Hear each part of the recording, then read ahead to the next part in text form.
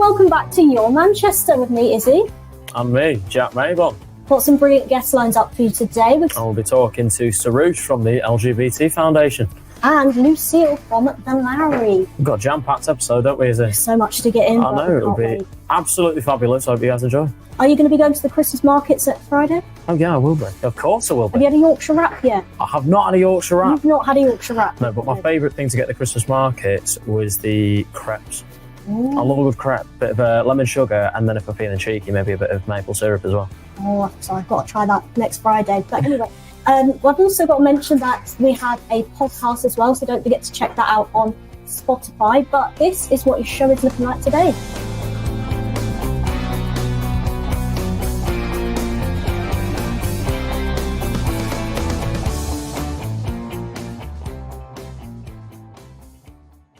Now, this time of year is a difficult time of year for some people. And joining us now is Sarouche from the LGBT Foundation, who will be talking with us about loneliness and isolation in the LGBTQ plus community.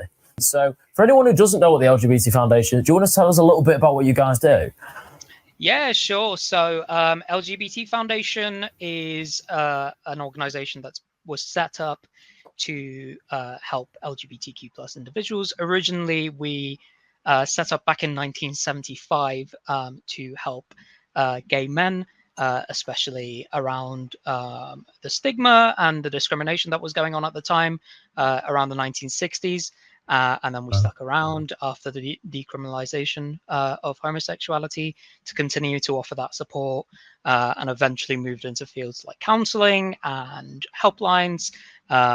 We ended up merging with another organization, became LGF, Lesbian and Gay Foundation, and then we changed our name again, I believe in 2015 to LGBT Foundation, which is what we've been called since then. But yeah, we offer a huge range of support. We've got counseling services, recovery services, domestic abuse and sexual abuse help. We've got a helpline, sexual health. Yeah, there's loads. I could talk about it all day, really. And you guys have a new initiative about loneliness. Can you tell us a bit more about that and what that's going to do? Yeah, sure. So loneliness and isolation is something that we started to pick up from LGBTQ plus members of the community around when COVID first hit, obviously with a lot of people being locked inside and being isolated. A lot of members of the LGBTQ plus community, those individuals that were experiencing discrimination or domestic abuse within their homes, that situation sort of got worse for them over time, especially with COVID hitting. And that's when we started our Rainbow Buddies program, which was sort of like a one-to-one friend sort of scenario where someone will call you 30 minutes every week to offer you that peer support. Now, after that, when everywhere started opening back up, we saw that wasn't necessary anymore. So now we're starting to offer more group-based activities to individuals who are experiencing isolation and loneliness. But we are also keeping those individuals that are still isolated in mind and trying to offer several different things.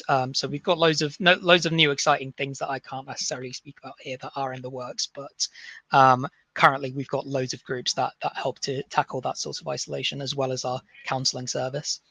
Brilliant, and I can imagine that's really helpful for those people out there. But as well, why do you think this is so important in the community? Well, isolation is one of the lead causes of many different mental health issues, especially with things such as suicidality or self-harm.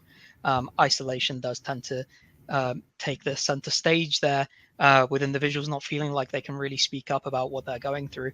And like I said before, in situations where you're around other individuals who are not accepting of your identity, or not providing you the support that you need, that isolation can really get worse and worse.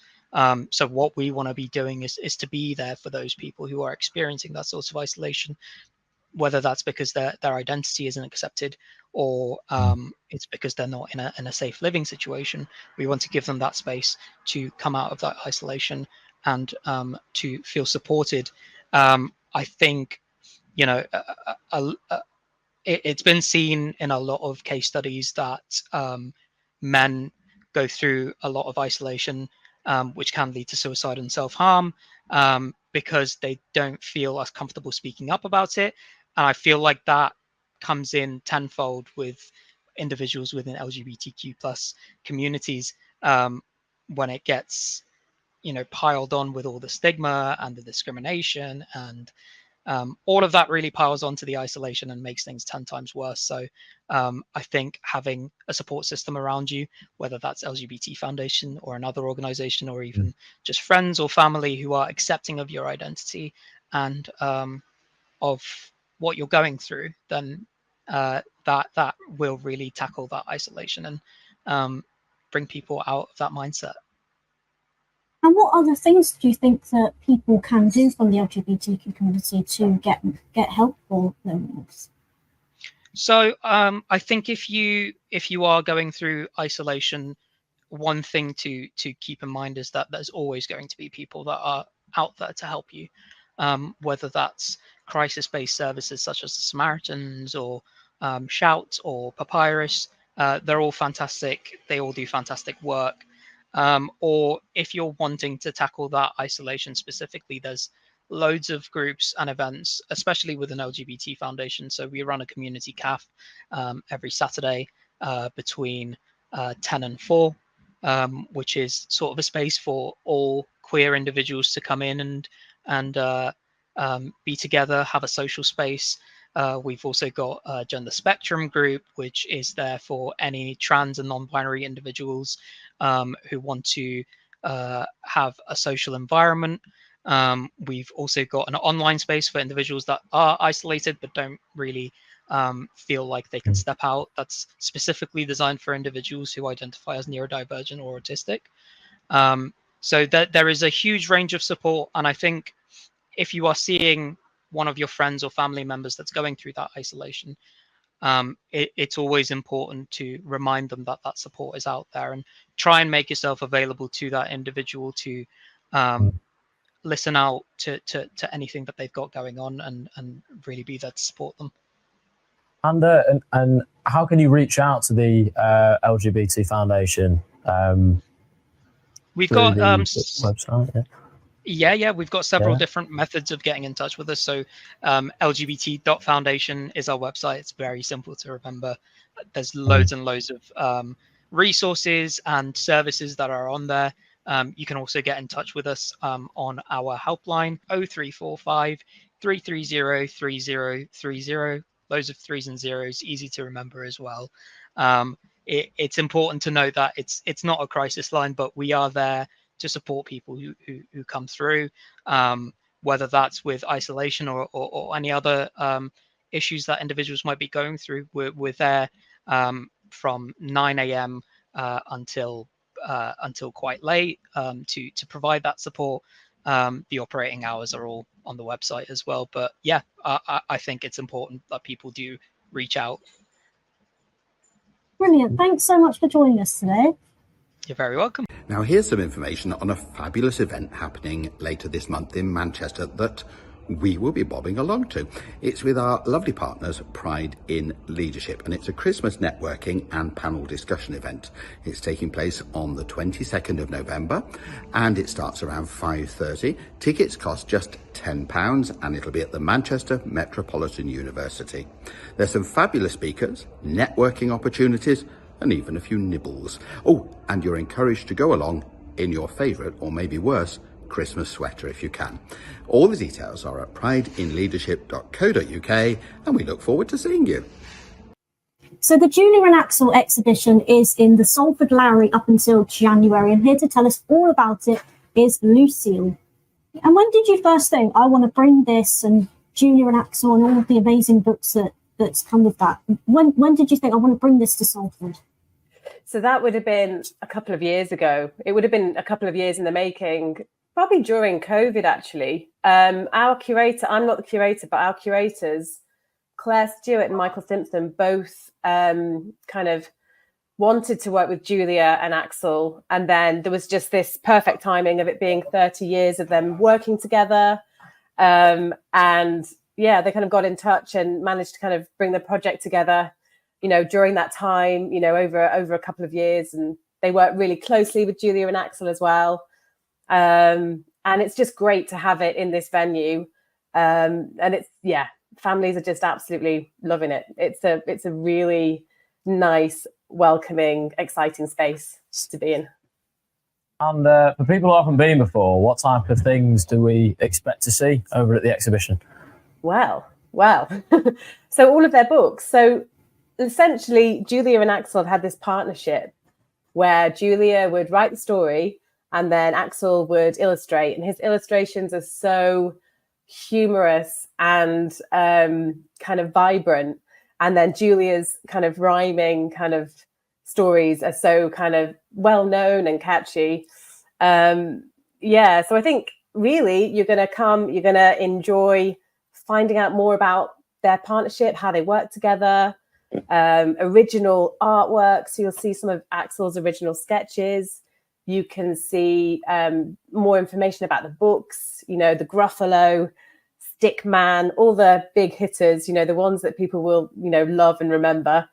And yeah, there's something for everyone. There really is. There's like a lot of sort of cases with original artworks, but then there's also loads of interactive stuff that kids can play with, and games and drawing and, you know, writing. You can write your own story as well. We have a free sketchbook that we hand out.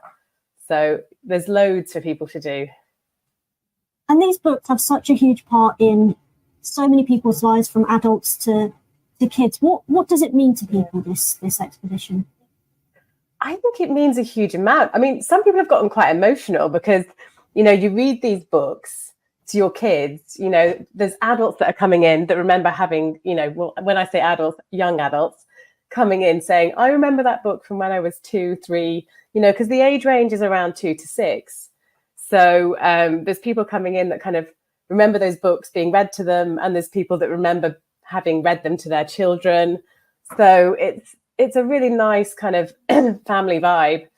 But yeah, there are parents that kind of reminisce, especially the Gruffalo and just those early books that came out as well. Yeah. Now, I've got to say, I grew up on these books myself all the way Did through you? childhood. And especially The Snail and the Whale. I've just been saying to Izzy before, I loved The Snail and the Whale. And the Squash and the Squeeze. And the Squash and the Squeeze as well. That's a brilliant one. I've got to ask, is it free to get in?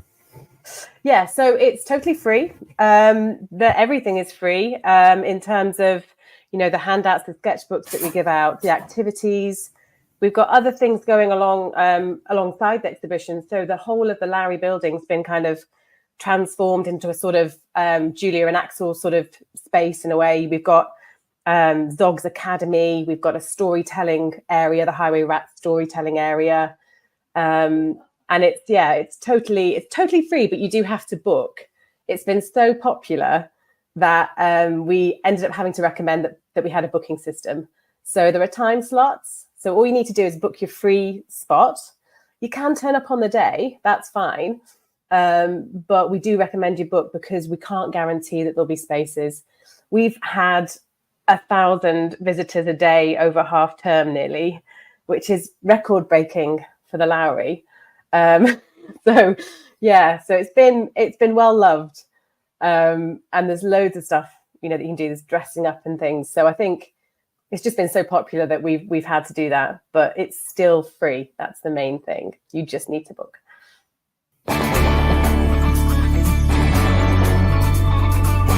Well, thank you so much for joining us, guys.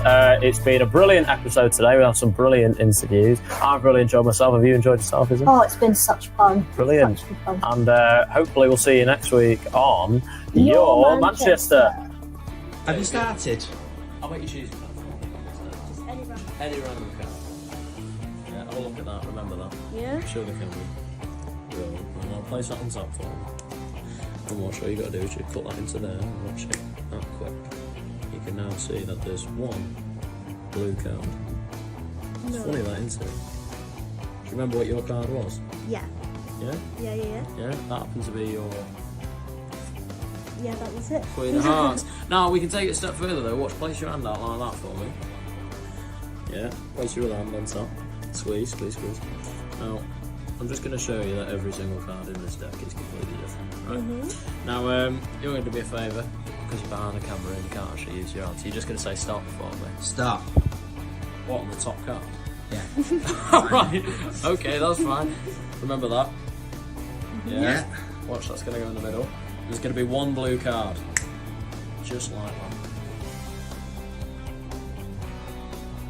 Okay, wait, we'll try that again. Wait. There's going to be one blue card. Just cut that over.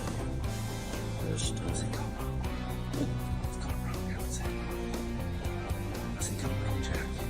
oh, no, because we took the blue card out, didn't we? We put it in your hands. Yeah. So if you turn that over now. Oh yeah. How is it even possible? It's called magic. It's not called magic. That's called freakery. Magic.